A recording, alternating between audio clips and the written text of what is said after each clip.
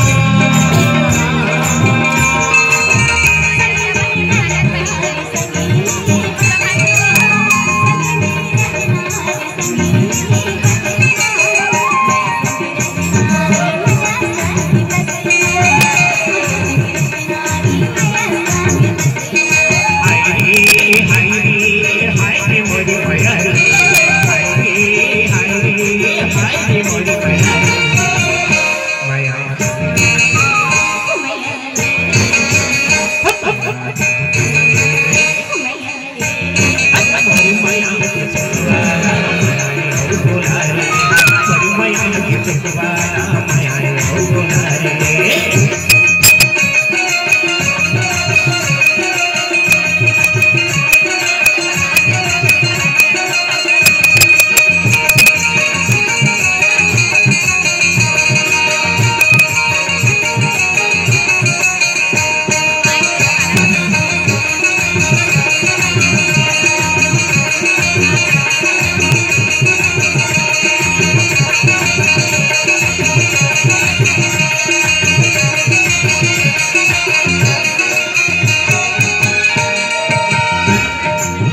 माया के डोंगारी